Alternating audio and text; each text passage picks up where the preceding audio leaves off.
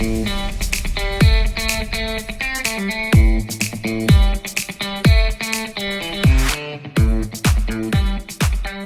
Jimmy home, and we've got our beautiful Davenport, original Davenport, which is really kind of cool.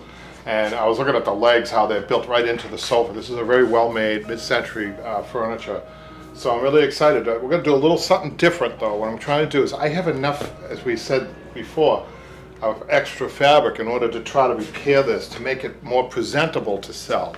And then maybe somebody will buy it as is or buy it to be reupholstered. So I think I'm going to give you antique dealers out there kind of a good lesson on how to make something that isn't so good, presentable, in order to sell it, and not put too much of an investment in it at that point anyhow. So unless you get contracted to get it reupholstered and somebody's willing to buy the fabric and then pay the full amount of labor on it. So it gives you kind of an opportunity at low cost to realize some profit. So the first thing we're going to do is ask Patrick to come out here to turn this over, because that's the first thing. So here we go. The biggest problem with this sofa are the springs. So I'm going to show you an easier way of repairing the springs, but effective though. So you're not going to sell the sofa with springs hanging out of the bottom. It'd be hard to sell it even if you said, well, we're going to repair the springs. Well, repair the springs now, put a little money into it, and maybe somebody will see the beauty of the sofa a little bit more when it's more intact or more original, right? So we're going to carefully just take the webbing off.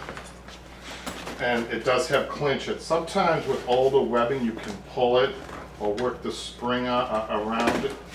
A little dusty too, so you want to be careful with these clinches. Those clinches are very sharp.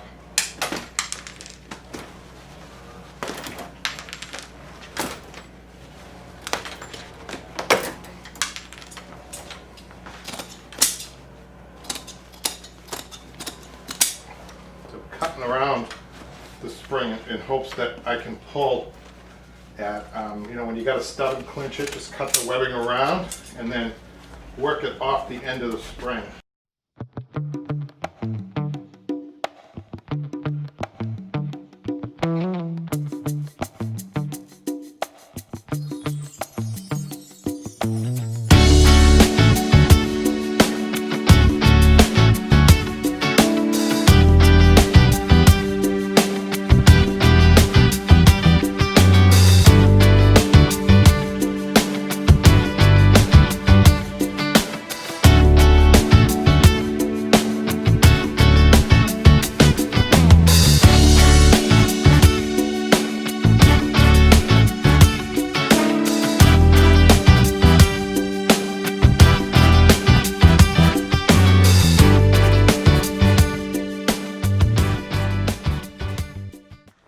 Okay guys, so what we're going to do, I'm going to tie this one row. So this is a 4-way tie. You don't need to 8-way tie it.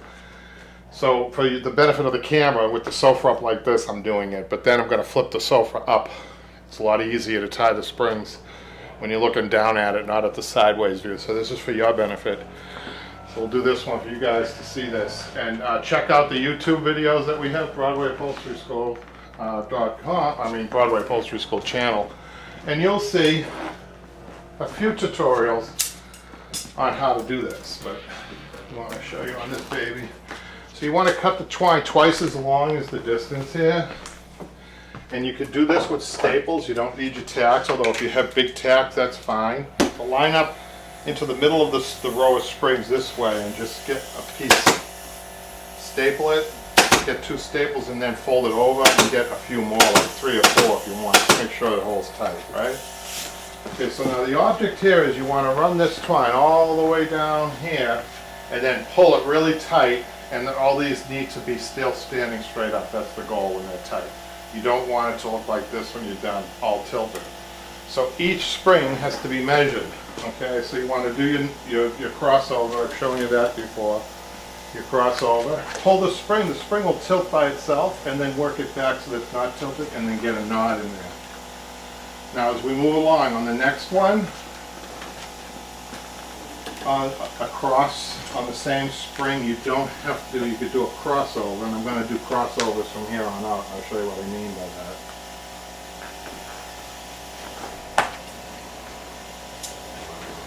We got our knot to start with, right? And that's not going anywhere. So if you get confidence, you can do the knot all the way around if you want. But as you get confidence, you could speed up a little bit by just doing what we call a crossover knot, which is just a loop like that and then a crossover. See that? And then it crosses like so. See that? And then pull it, take the next spring, just loop it once, tilt it intentionally and put tension on it, bring it back so it's straight up, and then do your crossover. Okay, when you got a spring that's near the edge like this, you kind of have to use your discretion. If it's too close to the end, you might want to take it down to the next rung. So you don't want that slipping off, in other words. Okay, so here we go. And then bring it back, cross over, cross over. This would be just as good as if you either used to clinch it or if you used hand sewing thread from the top. So you want to make sure that that's over enough that it's not going to hit the wood, by the way. Right? This spring.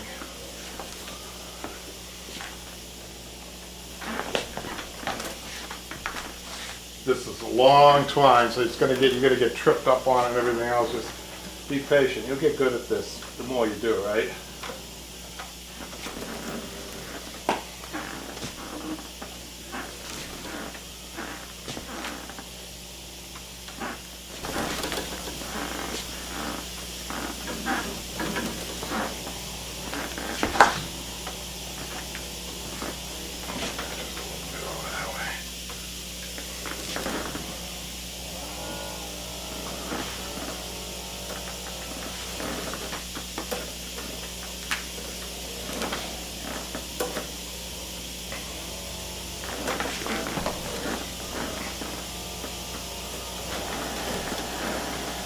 When you have a beautiful piece of furniture like this Davenport that needs work, you know, sometimes they end up in the landfill because people don't want to spend the money. And then they have a hard time finding somebody to take it, like me. My customer called me, and I'm glad they did. Because I think I can do something with it.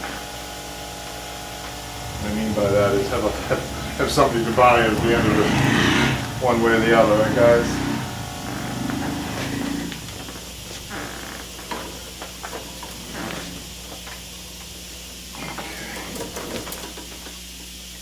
Once I get this final, we're going to do a knot at the last one. It doesn't move on us.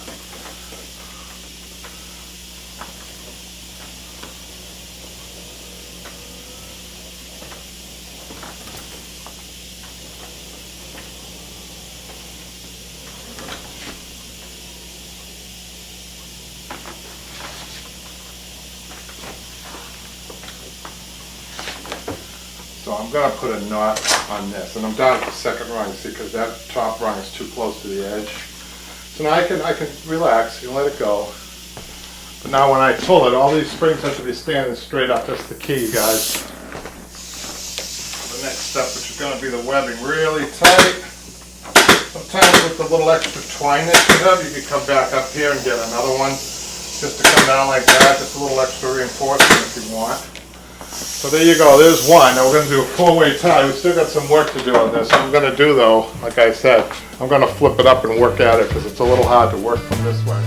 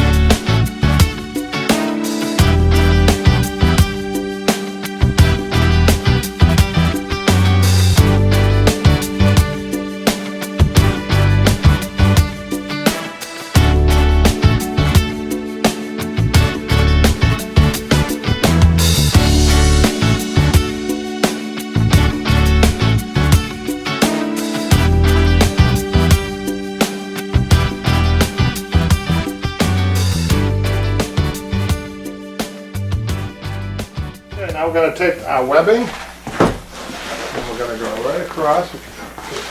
Work out at both ends, because when you have a lot of webbing you need to do, you can do that. And go crossways first. This strapping is, in my other videos, the best strapping, this jute strapping, the red, was the best that's made for this purpose, you guys. You need your webbing stretcher. And give that a good stretch down. Go up a little bit further to cover that one. And get a better angle on it.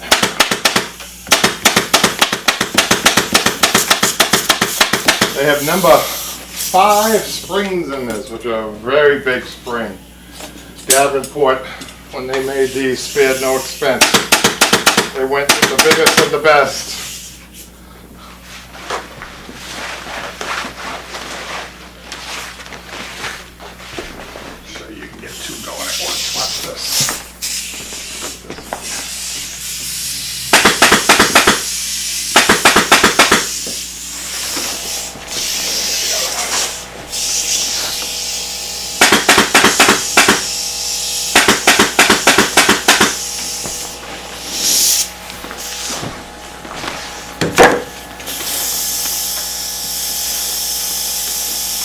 You get a good angle on this because you got a lot of stretching to do.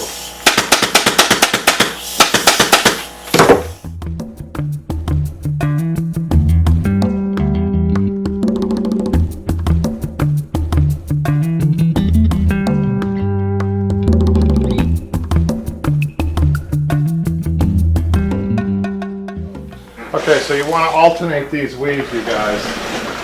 Just for the sake of speeding up, I pre-cut some of these, which as you could tell are too long. You know, when you're doing a smaller project, or you might want to just do them as you go. That way they save fabric. Work from the roll, webbing, work from the roll. So okay, we need to alternate these. One goes over, one goes under, and then vice versa. I'll do 2 for you. There's one, and then here's the second one, which you're alternating. Basically, looks like a lawn chair when you're done. Sometimes, you know, with all that tension on the springs, it's hard to get it underneath. You can use a screwdriver if you want. I don't know why this one's sticking on me, but it is. Oh, you know why? Because I'm underneath the twine. So you're not underneath the twine. In between the webbing and the spring. So this one's under, this one's over, this one's under, and this one's going to finish over, okay?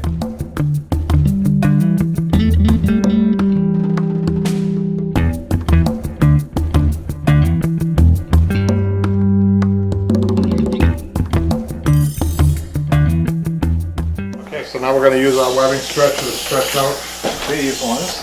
Do a couple for you, and then we'll be quiet. Stretch it. Try to make sure it's actually in line with the row of springs. There we go. That's one. That's 2. Cut that, Patrick.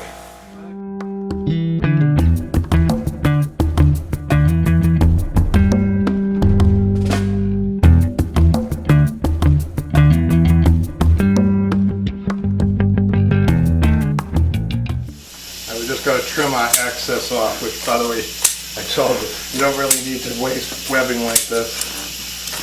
I'll use these for something else. See, I missed a piece there.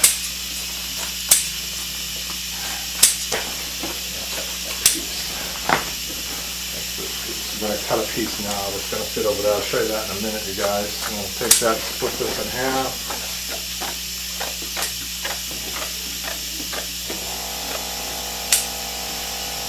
Going to finish up our seat nicely so that it just helps these cross webbings, because there's a gap in here, so we're going to do it.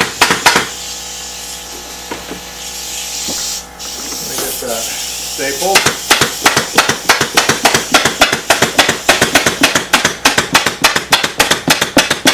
Davenport company had to use 14-ounce stacks in here. Luckily we have the staple gun, right guys?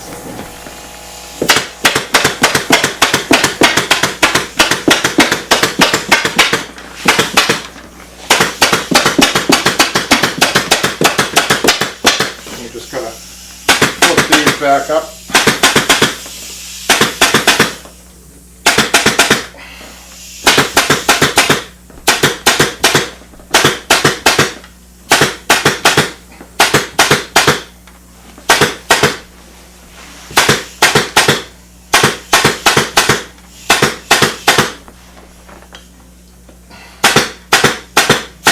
So there you go. I mean, I got the bottom all tied. I'm really happy with the way the top looks. I did a couple of repairs from the bottom on the top, if that makes any sense. But I'm ready to repair this front edge. I was very lucky enough to have extra fabric on this job. Otherwise, I don't think I would have taken this sofa.